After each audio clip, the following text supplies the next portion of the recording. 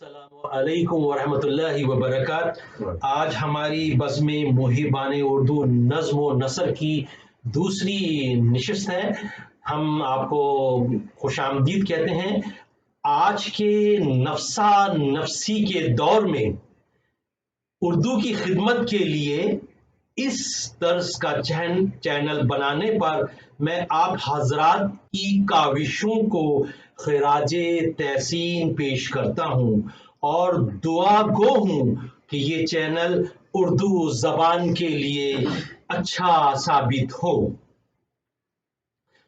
دل میں سوز اردو ہو، دل میں سوز اردو ہو، لب پر ذکر اردو ہو، معلم ہو تم اردو کے، معلم ہو تم اردو کے، تمہاری فکر اردو ہو، تمہاری فکر اردو ہو، بنے ہو آج جو کچھ تم، بنے ہو آج جو کچھ تم، مہربانی اردو کی رہے احساس یہ ہر دم، رہے احساس یہ ہر دم، تم مقروض اردو ہو۔ اب میں محترم جناب طارق صاحب سے گزارش کروں گا کہ کچھ اپنے خیالات کا اظہار کریں۔ محترم جناب طارق صاحب۔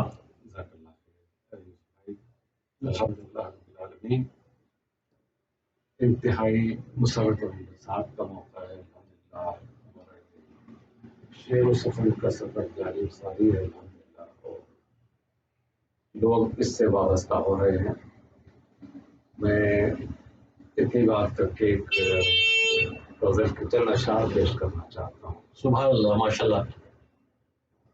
عرض کیا ہے کہ جب نور کا حالہ سا میرے اندر اتر آیا،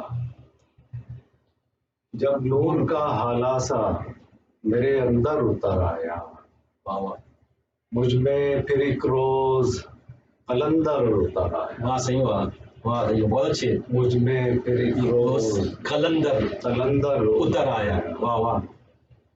روٹھا تھا خدا جانے، روٹھا تھا خدا جانے، روٹھا تھا خدا جانے، وہ کس بات پہ مجھ سے، روٹھا تھا خدا جانے وہ کس بات پہ مجھ سے، پگھلی برف تو اس میں سمندر اتر آیا۔ واہ صحیح بات۔ پگھلی جو برف اس میں سمندر اتر آیا، سمندر اتر آیا۔ واہ بہت اچھے۔ ہے کہ طارق ہوئی تھی شام، بس اتنا یاد ہے، طارق ہوئی تھی شام بس اتنا یاد ہے، پھر آسماں سے چاند زمین پر اتر آیا۔ واہ صحیح بات، بہت اچھے۔ طارق ہوئی تھی شام بس اتنا یاد ہے، پھر آسماں سے چاند زمین پر اتر آیا۔ واہ واہ، ماشاء اللہ ماشاء اللہ۔ طارق صاحب اپنے غزل پیش کر رہے تھے، یہ ان کا اپنا کلام تھا۔ میں اب شجاع صاحب سے گزارش کروں گا کہ ایک دو اشعار ہماری اس دوسری نشست کے بارے میں ارشاد فرمائیں۔